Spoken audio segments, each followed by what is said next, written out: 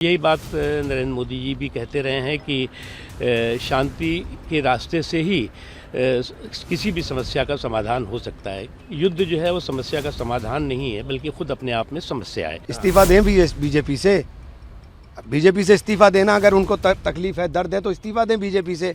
उनकी पार्टी एक लफ्ज़ बोलने को तैयार नहीं है, अपने दोस्त के लिए एक शब्द बोलने को तैयार नहीं है। ईरान के सुप्रीम लीडर और एक महान आध्यात्मिक शख्सियत जनाब हज़रत अली ख़ामेनी साहब की शहादत पर अपनी ख़राज अक़ीदत और श्रद्धासुमन अर्पित करने हम यहाँ पर आए थे। और यहाँ पर एक्सेलेंसी ईरान के एम्बेसडर साहब से भी मुलाकात हुई और मैंने जो है वो अपने भावनाओं को भी उनके रजिस्टर में व्यक्त किया है, जिसमें मैंने कहा है कि इमाम ख़ामेनी साहब एक महान आध्यात्मिक शख्सियत थे जिनकी शहादत को शब्दों में बयान नहीं किया जा सकता। और मैंने अपनी भावभीनी श्रद्धांजलि और ख़िराज अक़ीदत पेश की है।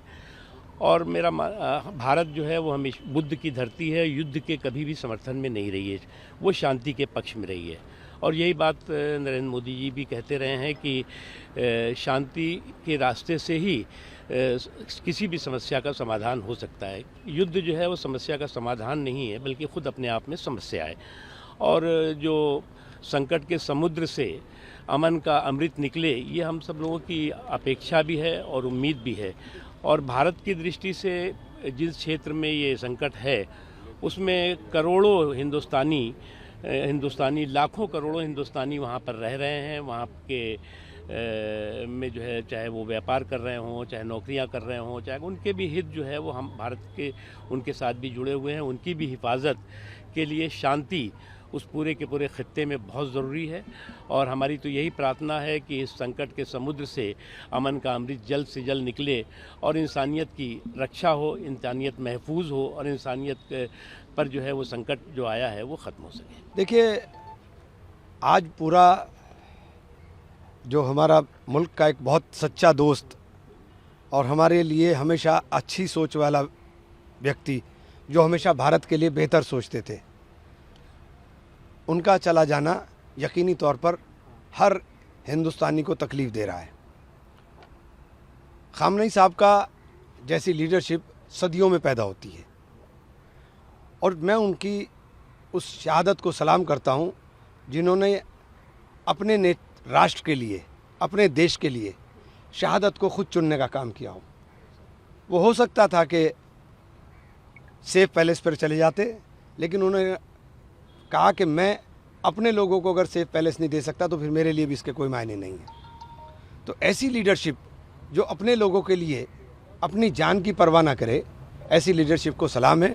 और यकीनी तौर पर ख़ामेनी साहब का जाना आलम इस्लाम के लिए और पूरे उस हिस्से के लिए, वहाँ की शांति के लिए, वहाँ के अमन के लिए बहुत बड़ा धक्का लगने का काम हुआ है। सर, महबूबा मुफ्ती भी आई थी, मिली, उन्होंने अपनी स्टेटमेंट में सर एप्स्टीन फाइल का जिक्र किया। देखिए, मेरे ख्याल से ये मुनासिब यहाँ जगह नहीं है। मैं लगातार बोल रहा हूँ कि गवर्नमेंट ऑफ इंडिया का स्टैंड बहुत लचर है। अपने दोस्त की मौत के ऊपर खामोश रहना ये इंसानियत भी नहीं है। लोग दुश्मन की मौत के ऊपर भी संवेदनाएं देते हैं, दुश्मन की मौत के ऊपर भी कंडेम करते हैं। ईरान के अंदर घुस करके वहाँ के सुप्रीम लीडर को मारा गया है, उनका कत्ल किया गया, उनको शहीद किया गया है।